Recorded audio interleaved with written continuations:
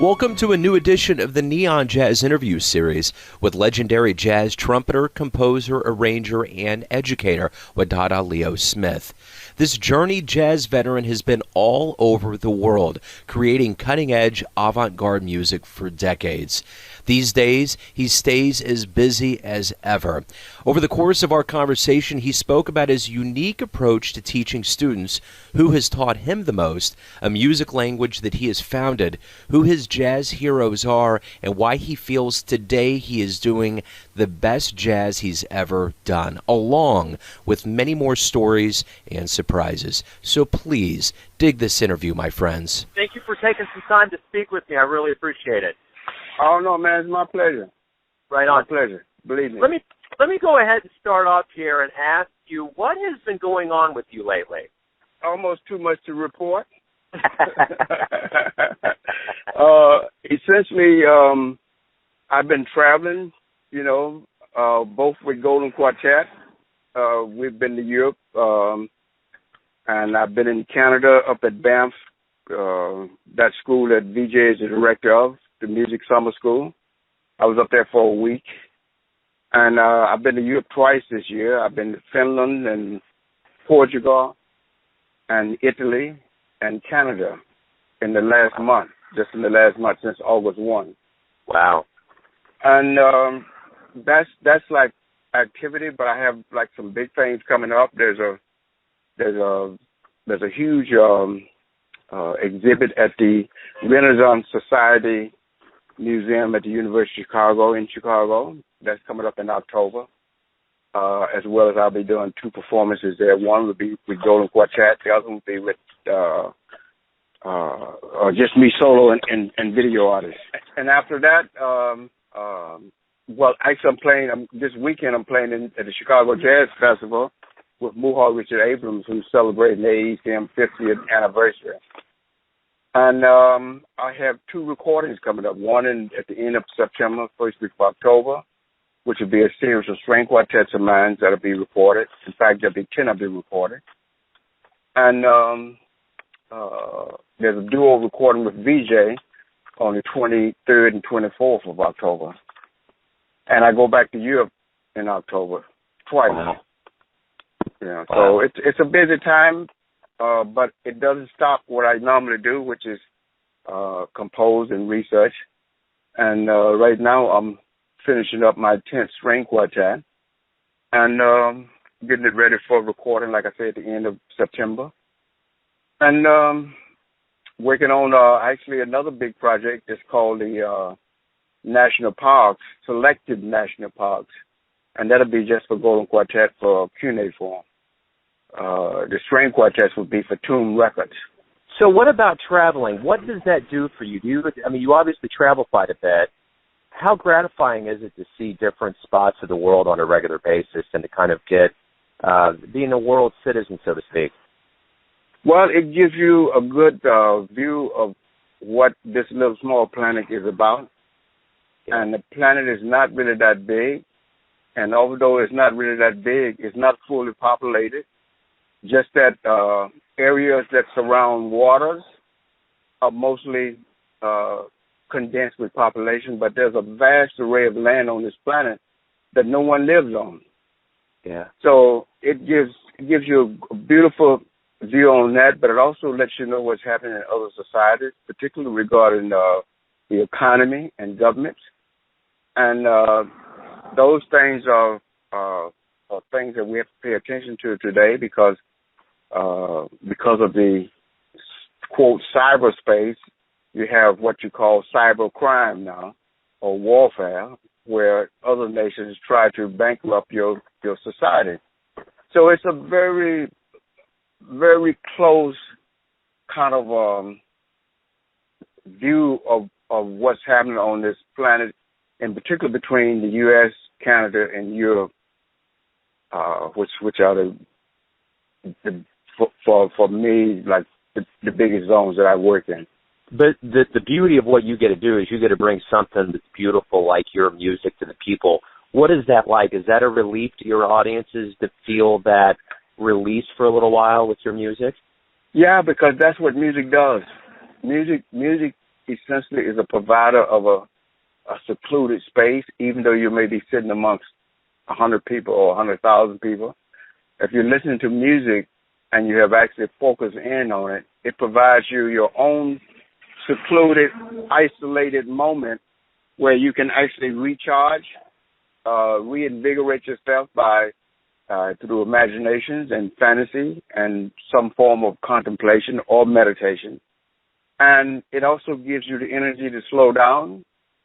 And one of the biggest benefits is that it lets you know that you're part of a larger nuclear family, which is actually isolated in one cell, that is the performing area. And that's a pretty good feeling to have if one is able to pay attention to that. Yeah. You see? Because often we are not. Because when we go to performances, a lot of times we go out of habit, we go out of the fact that we can afford it, and we go out of the fact that we have been invited by somebody. But to go to a performance, you're supposed to start preparing the night before, just like the musicians prepare before they perform.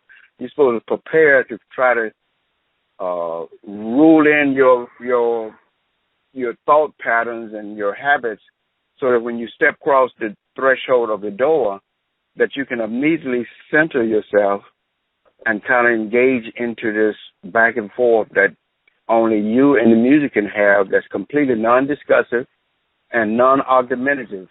It's a kind of an observation of relaying of energy that takes place between you and the music. And that happens to every single individual that's sitting in that secluded space if they have prepared themselves to receive it. I'm going to come down, since we're talking about geography and your biography, obviously, I want to come down a little bit local and ask, what was it like to grow up in Mississippi? What was it like to be in Mississippi to cultivate your love of music? Well, everything in Mississippi is done by music, from the opening of the school, from the participation of school in sports and music in sports, music and talent shows and music and ceremonials, straight on through to when you go into the community, music in the church, music for burial, music for cleansing of houses, music for performance to kind of change the behavior of society, like marches and brass bands and cakewalks and things like that. Everybody paints something in their house. They either paint baskets or they paint bricks, or I'm talking about artistic painting, or they decorate stuff like trees. Balls are painted and hooked onto trees, hooked onto branches of trees. It's a very, when I grew up, it was a very cultivated society. Although it has changed drastically now, because I haven't been there in 10 or 12 years, but when I went there last time, it had changed drastically. That kind of attitude didn't exist anymore. So I think I was one of those privileged generations that actually truly benefited from my environment, because the environment was so rich and so cultivated with art and ideas of art. Yeah. So that was the biggest thing. And the second thing is that when I came up, families was important. There was never major decisions made in the house without the matriarch of the family, which was my grandmother, you see. Yeah. And that kind of extended family doesn't exist anymore. And if it does, it's one that nobody knows about. Yeah. So when you were a child, did you always dream of getting into music, or did you have other dreams? I had only one dream in my life, and that was to be a composer and a performer. And I started out that dream, what I call a little bit late. That is the practice of that dream a little bit late. But from the age of 8 or 9, I could hear my stepfather playing his guitar in the house, and he would invite other guitar players over to play. And also when really famous celebrities would come into town, because my stepfather was like the major guy in town, they would all gather at my house, either to eat my mom's good cooking, or to sit around and talk, or to engage in some kind of musical activity that involves drinking of alcohol and telling of stories. Wonderful. And I was a boy that was allowed to sit in that room with them during that kind of discussion. Why did you pick the trumpet? I didn't really pick the trumpet. The trumpet was selected for me. I had picked the drums, but because of such a long line to get musical instruments assigned to you, I was near the back of the line. So when I got up there, they had no more drums. Of course, the drums went first because everybody wants the drums, including me. But when I got to the top of the line, they only had a mellophone left. So they gave me the mellophone, and I accepted it, even though I didn't want it, because the shape of it was kind of funny, and I'd never heard of it before. So, but I took it anyway because I wanted to do music. And one day my band director, the first band director of mine, his name is Earl Jones, decided that no longer would he try to teach me the mellophone. And my friend, Henry, no longer would he try to teach him the trumpet. So he got so angry, he told me to go to the room next door, and told Henry to come to my room. In Henry's room was a trumpet, and in my room was a mellophone. And Henry got the mellophone, and I got the trumpet. And that's how I got it. Interesting. And it was the best instrument for me. Yeah, absolutely. So as we flash forward some years, it's very interesting. You've come up with a systematic music language. Talk to me a little bit about how that came about and just how it operates and how it's kind of motivated you. Well, essentially, if you have a kind of a reflective quality to yourself, you're constantly, perusing possibilities and engaged in dreaming. Okay, and that's one of my qualities, and it was from an early age that I had these qualities.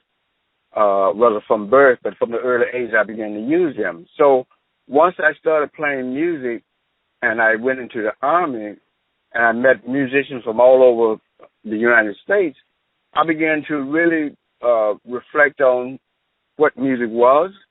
And there was a constant urge inside of me that there was something else that wasn't on the table, and that if I looked for it carefully, sincerely, and with the deepest of respect, that I may find it. And that search went on for approximately 4 or 5 years, starting in 1963.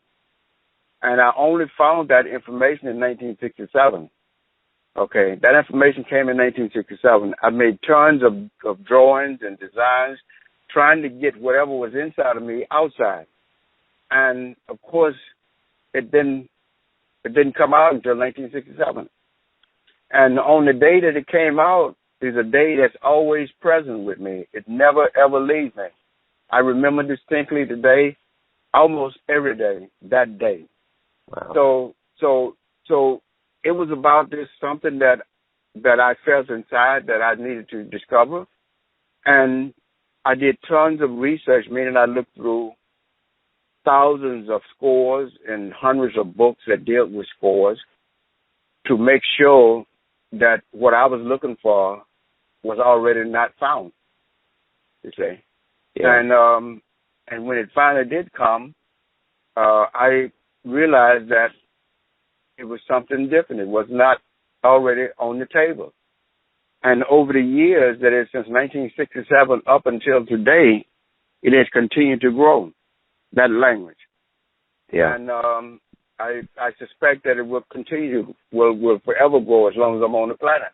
And basically what it is, it's a group of symbols that represent musical ideas, musical language, musical conceptual designs of how you construct music. And it has a set of commands, both performance commands and also thinking commands and operational commands that control the success and failure of it. And I define it as a symbolic language because any one of the symbols played by one person or 100 million people will all be different. Wow. You see? Yeah. And then later I discovered some other things about it, that each of the symbols, because it changes for every person, is therefore a self-generating symbol. And so the words symbolism represented perfectly, because it's a symbolic structure that tend to generate this process of speculation and contemplation about what that means and the possibility of how to use it. So let me talk to you a little bit about where you've obviously are very steeped in the Delta blues, but you've gone on to study the cultures of African, Japanese, Indonesian, European, and obviously American. What has it been like to study and get so immersed in these different languages of music that have lent to the music that you give to the world via jazz? Well, anything that you learn enriches you and allows you to have the greatest possibility for success in whatever you do. So when I went to study those musics, my aim was essentially to find out the practice of those musics and the philosophical or the sociological or the mystical relationship that those music had in those societies. And the reason I wanted to learn that is because I wanted to use those kinds of music as a form of research, but my research would not be to generate or create that music that I'm studying, but to find out how to make those types of music part of my experiment or my research. Therefore, I have written over the years for Chinese ensembles, for Japanese ensembles, for gamelan ensembles, for African drumming ensembles, for all kinds of European ensembles. I've written for all of them, but I have not changed the language that I use to write for them. And that's the key.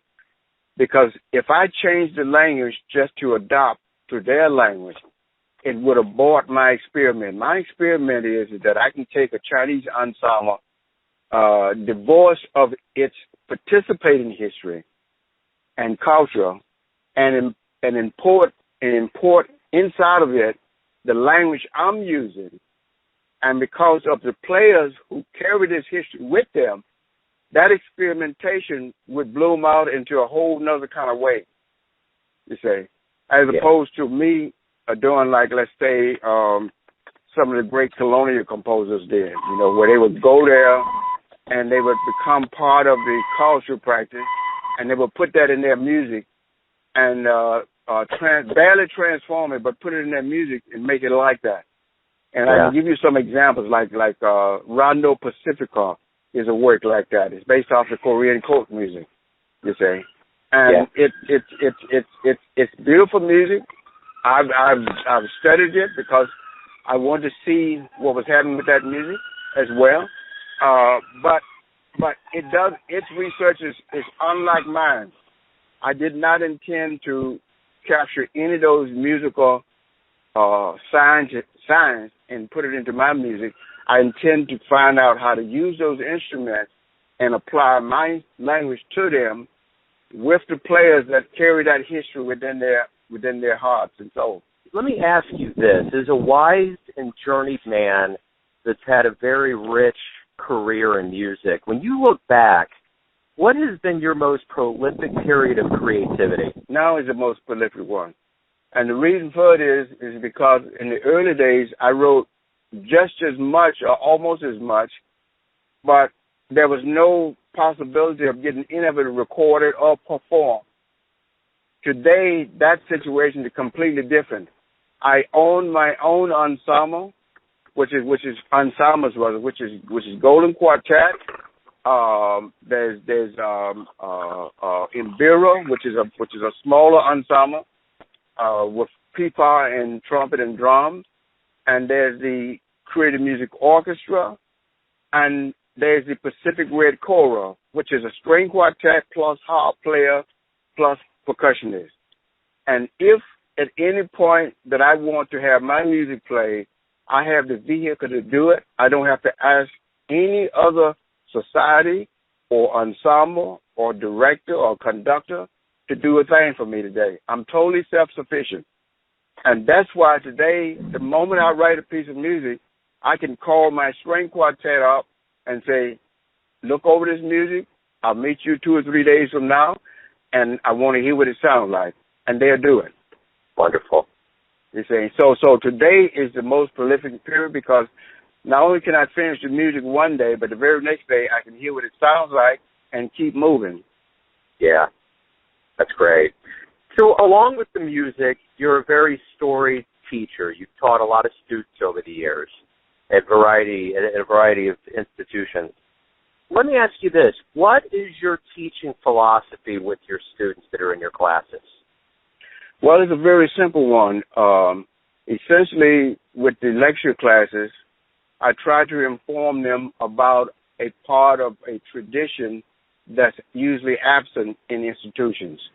That is, in most institutions, they have very little information on African American society. Very little. Even with all of the cultural studies departments like African American studies and so on and so on, they still have very little information. And the information is contrived by what people call, quote, scholars. And scholars are not artists. I don't care how you look at them. And artists who become scholars, they divorce themselves from being artists. So my view is that an artist can give a perspective that, and is closest to the actual thing than any other advocate of that music or that art. And so that's been my practice. I try to give them something that's not part of the university system, and my analysis of the same stuff that the university teach is entirely different. In fact, it's so different, Terry, I have multiple complaints against me for the last 30-some years in schools. You see, because it's too different, you see. But the truth is that the analysis that I give is accurate. It's not based off of race or culture. It's based off the actual art object itself. And that's where the difference comes in. As far as individual students and ensembles, I interview every student that I take on that's not in a lecture class. I interview them to find out what it is they know and what it is they want to learn. And then I challenge them after the interview that I would design something especially for them, but they got to promise me that they're going to, when they leave out of my presence, that they're going to carry something different than what they came into the present with. And also, again, as a result of that kind of attitude, I have people that come to me often, and before the third lesson, they have gone because they cannot deal with that kind of really serious, direct scrutiny and also direct encounter. It doesn't affect me, right? Because I think that this method of teaching that I had, it allowed me to get closer to students who were serious, and those that were not serious, in 1 to 3 weeks, they would be gone anyway. Yeah. So how many of your students come back and thank you for putting them through this kind of curriculum that you do? I have a few, like a few that are sincere that come back. I have maybe 4 or 5 that stay constantly in touch, and we're always communicating and connecting with each other. So it's been a very beautiful thing. Like Matoko Hondo is one of them. Jesse Gilbert is another one of them. Luis Lopez is another one of them. Casey Butler is another one of them. And there's probably a couple more, Yeah. But they're constantly in contact, and we don't lose contact with each other. And all of them that I just mentioned also all have performed with me and continue to be selected to perform. Wonderful. So let me ask you this. Who has been the best teacher that you've ever had in your life teach you music? In music, I think that I have to put that on 2 people. One is my stepfather, because his method of teaching was that he never, ever said anything when it was right. He only spoke when it was wrong. Yeah. Okay? And I think I learned something from that, how to deal with other people in terms of spreading information. And the second one was Henderson Howard. My stepfather's name is Alec Wallace. His musical name was Little Bill. Yeah. But Henderson Howard was the second person I've learned the most from. And I would say the third would be a guy by the name of Carl Adams. He's a trumpet player Yeah. He's probably like close to 90 years old now that lives in Houston. Those are the three mentors that I learned the most from in terms of direct contact about music, period. And a trumpeter that I studied with in Chicago, William Babcock, is the other guy. So those are the four people that actually helped to shape me at various stages in my life. And I worked with Babcock even after I had already started recording. So let me go from teaching into playing with musicians. You played with so many cats over the years. Yeah. I mean, Anthony Braxton. I mean, you can go on and on. Oliver Lake. Is there anybody on your radar out there that you're like, man, I would really like to jam with that cat? That's the kind of person I would like to perform with. Well, let me say it this way. The AECM told us this philosophy, that you want to work with anybody that offers you the opportunity to work, because no matter what kind of language that they deal with in their music or what level of musicianship they're at, there's always something to learn, okay? So that's the first thing. My dream of who to work with out there now, I just started working with Marcus Gilmore, a fantastic young drummer. I met him through VJ Ayo because he plays with VJ's Ensemble. He's somebody I'm very much interested in playing with. Of older people, I would love to play with all of them if they had the opportunity to ask me. Because you never, ever learn, once you learn how to learn, you never, ever learn how to unlearn. Sometimes, you know, the reality of life is you're only as good as the giants, the shoulders you can stand upon. So in your early formative years of listening to jazz, who would you consider some of your jazz heroes, those that really moved you, whether it was performers or specific albums? Who was it? Well, all of the for me, there's probably a big 4 or 5, you know, and I could rank them by like Miles Davis, Duke Ellington, Thelonious Monk, John Coltrane, and people like Evan Jones and Jack DeJohnette. Those are and Chick Corea. Those are those 5 or 6 players. I have them and artists. I call them artists because they're composer performers. Those 6 artists, I think, are the greatest artists that ever lived. Those 6, okay. And at the top of the list is Miles Davis, because his achievement, frankly, is greater than all of them. And people will be angry when they hear that because I didn't list Charlie Parker as one of them, and et cetera. But the truth is that Miles Davis' achievement is greater than all of those guys, including Duke. You see, and how do you know? It's because he still has a continuous direct influence on younger generations. I forgot 2 musicians, Bob Marley and Jimi Hendrix. You can't leave them out. Yeah, that's the pantheon there for me. Okay, all of them, I think they are the greatest artists ever lived. Okay, and when you really look at the achievement of Miles Davis, he continues to influence the environment, that is the musical environment, and he continuously to outsell everything that's out there now, even today. Yeah.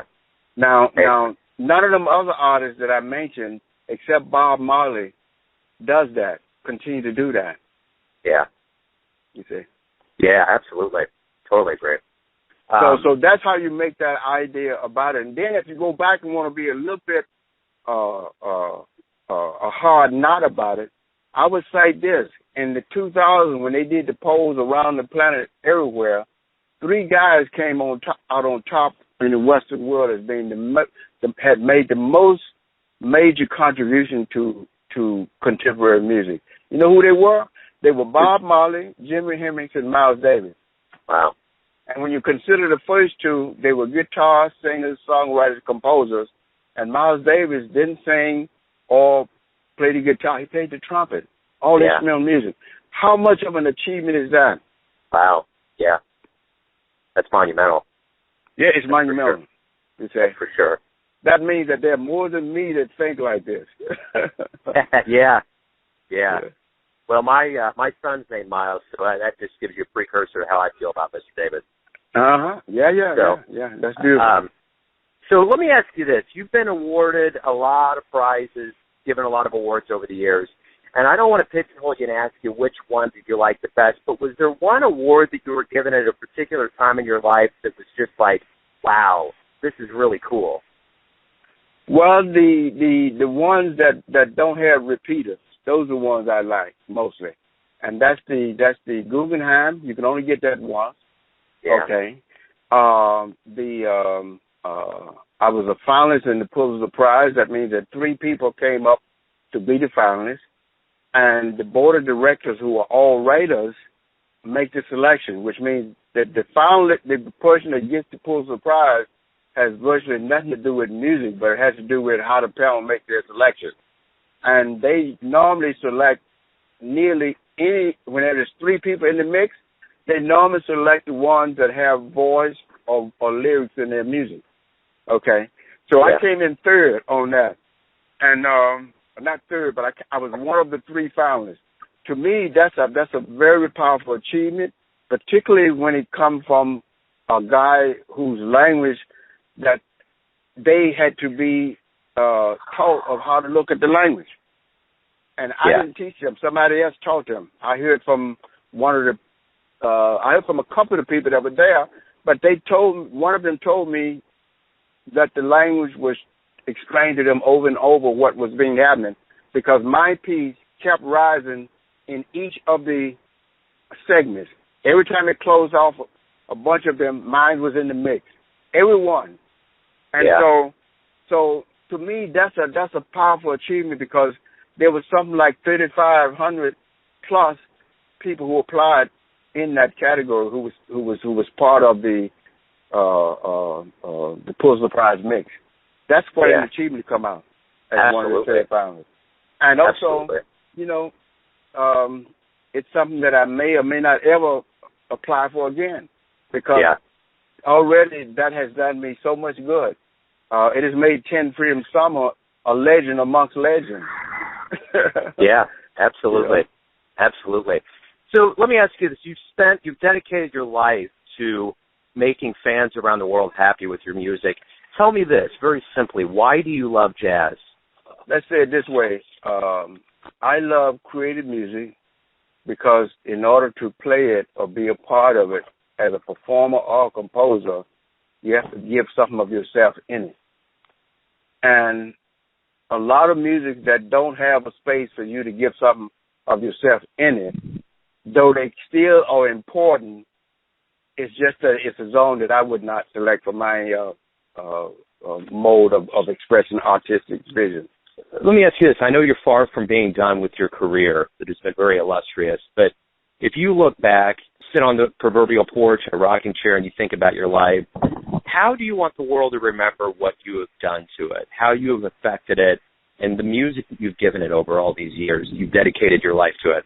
Well, what I would like, not necessarily so much for the world, but I would like that somewhere down the line there are a handful of people who will come after us, and not just me. And when I use the word us, I'm talking about Onnett Coleman, George Russell, Alvin Isler, Roscoe Mitchell, Anthony Braxton, the whole gamut of us. They will come after us, and that they would dedicate their lives to finding this music and our philosophical and spiritual and musical thoughts, and put them in the context that could be beneficial for the planet. That's what I wish for. Because there will be a group of people that will do that. And though they don't exist today, and I know they don't exist today, because those people that just write their thesis on us, they are not doing that. A book like George Lewis' book, or whatever it's called, Power Stronger Than Itself, it doesn't do that. Right. That's a sociological view of the ASM. I'm talking about somebody that comes along and looks at this music in detailed way and actually are able to decipher what's there by what we leave behind. They are coming. I mean, it took a very long time for Bach's music to be found, and after they found it, it took 40-some years to edit it and put it in proper perspective. Yeah. So I know that those people, though they may not be on the planet today, they are coming, and when they hit this field, they're gonna hit it just like a meteorite that's the size of Jupiter. Yeah. You say? Yeah. Absolutely, I agree. That's beautiful. That right there, I think, is a fitting way to end our interview and conversation. It's been a delight to get into your world a little bit. I appreciate you opening up to me. It's a pleasure for me, and thank you for the opportunity. And hopefully we'll meet very soon. Thanks for listening and tuning in to yet another Neon Jazz interview, where we give you a bit of insight into the finest players in New York, Kansas City, and spots all over the world, giving fans all that jazz. And thanks to Wadada for his brilliance, music, and that collective journey he's given us all. If you want to hear more interviews, go to Famous Interviews with Joe Domino on the iTunes Store, or you can visit theneonjazz.blogspot.com for all things Neon Jazz. Until next time, enjoy the music, my friends.